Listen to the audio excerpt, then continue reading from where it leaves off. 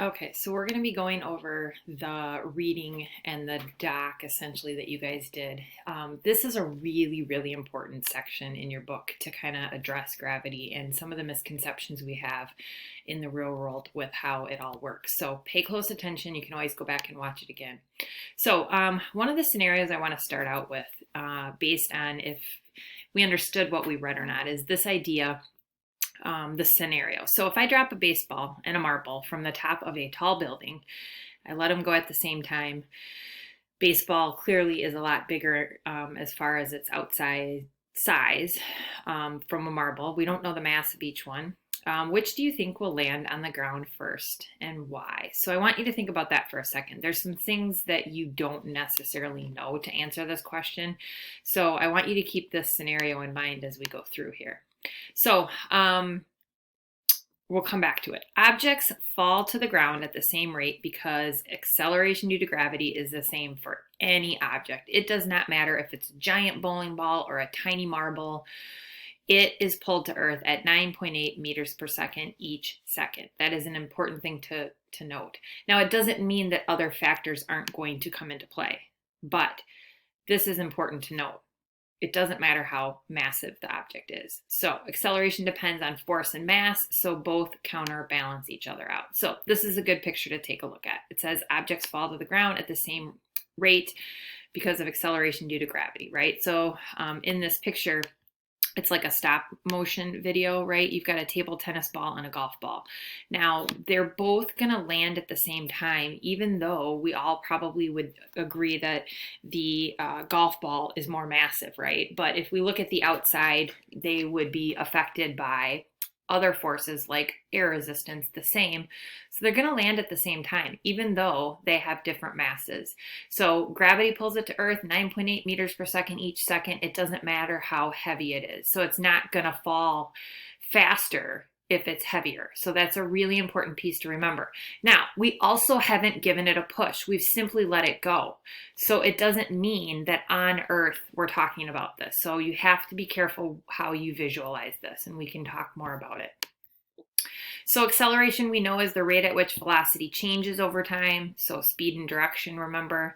And objects change their velocity, or we can figure out acceleration with the object's change in velocity that we divide by the amount of time, right? So we can figure things out. For example, every second the object falls, it increases 9.8, 9.8, 9.8 every second. That's important to note. So it ends up going very, very fast if it's dropping from a far distance. So we're building up 9.8s, right?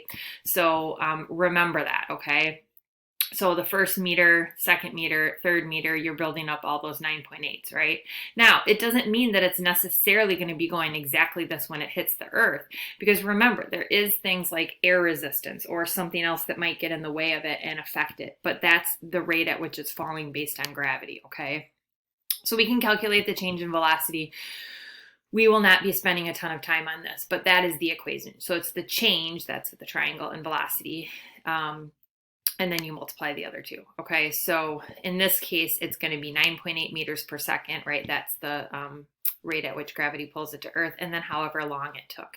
So those are just important pieces to mention. So look at this. It says the effect of air resistance on a falling object. We can't forget about air resistance. Now, the important piece of this picture to take a look at is the significance of the size of the arrows. So this simulates here the force of gravity, this large green arrow, okay? It's pulling down this apple to Earth, right? If gravity were the only force acting on the apple, it would accelerate at a rate of 9.8 meters per second each second. But we can't ignore air resistance because there is air, right? So it's pushing up on the apple. Now, it's not going to obviously overcome that gravitational pull in this case because the arrow is pretty small, but we have to take that into account. So then we have a net force that's going to look more like this, where that air resistance counteracted the massive amount of 9.8 meters per second each second, right? So that's important to be careful to think about, okay? So if we were in class right now, and I might be able to show you this in a little bit here, if we drop two pieces of paper, one I crumple up from my notebook, same kind of paper, and I leave one flat, I drop them, right? Which one's going to land first and why? Most of you guys right away would say, well, the crumpled up one, right? But remember, those are the same mass, and gravity should be pulling them at 9.8 meters per second each second, and it is. But remember all the surface area that's exposed on that flat piece of paper, right? And so the air resistance is able to push back against it, so it's not going to land as quickly as the paper, right? They're both pulled at 9.8 meters per second, but the other one is affected by air resistance more. So we'll try to simulate that. So we have to mention air resistance, right? It's fluid friction. That's another name for it. It opposes motion of objects through the air. It depends on the size of the object, the shape, and the speed, right? So think back to my scenario that I mentioned at the beginning, the baseball versus the marble. Air resistance is going to affect that baseball, right? A little bit different because more surface is exposed to the air. It's a larger object. Do we know for sure which one will land first and why? No, but we could probably hypothesize that the marble would have less air resistance. So both of them are pulled at 9.8 meters per second if we release them at the same time from the same height. But again, we have to look at that other piece, which is the air resistance. So this is a big misconception in science. I see the news sometimes and I see the whole, oh, look, the skydiver is in free fall, right? You learned what free fall was in this section. By definition, free fall says it's if only gravity is acting on you. Okay, so it's if only gravity acts on you. So when a parachuter jumps out of an airplane, they are not in free fall. Okay, they have air resistance acting on them. So that is a term that we use incorrectly. The only scenario where you could be in real free fall would be if you didn't have the atmosphere, right? If you didn't have the air resistance. So that's important to mention and be very, very clear on as a scientist. Terminal velocity, right? So there's a certain point that we hit too where acceleration stops, right? So as the speed increases, the air resistance increases, and eventually it equals the downward force, and you would have a net force of 0, right? So if there is an air resistance, the terminal velocity that you would have would be amazing. So you'd have these amazing velocities eventually. So pretty crazy to think about. Hail is a great example of something that would probably like rip through everything, right? So the more it builds up, the more you have obviously that momentum. So free fall is used wrong. Let's just mention that one more time. It only happens when just gravity is acting on an object. You don't have other forces. Impossible here on Earth, right? So you'd have to be in space somewhere. So then we mentioned orbiting, speaking of space, traveling around another object in space. So when the spacecraft orbits the Earth, it is in free fall toward the Earth, but again, you would have to think about not having atmosphere, right? So that's an important piece. So orbiting objects are in free fall. Astronauts are not totally weightless in the space shuttle. So we kind of see them kind of dancing around. There's a little bit of gravity typically, but unless they're obviously in free fall, right? If they are orbiting or whatever. But many of the images that we see, they are not in free fall. They are, there's a little bit of gravity, but not much. Some images that we have seen, they would be in free fall. So anyways, it's kind of a good thing, right? So the shuttle is a safe space for them to be able to address that. And there's different things that they can do. So the moon orbits around the Earth. Stars orbit large masses. Those are great examples of things that orbit. And then we have what's called centripetal force, right? So it's that unbalanced force that causes objects like these to move in circular paths. So they showed you the picture of the shuttle, right? So it's the circular path when they're orbiting. So the space shuttle moves forward at a constant speed. So that's like this like dotted orange line, right? If there weren't gravity, the space shuttle would follow the path of the dotted line, right? Right there.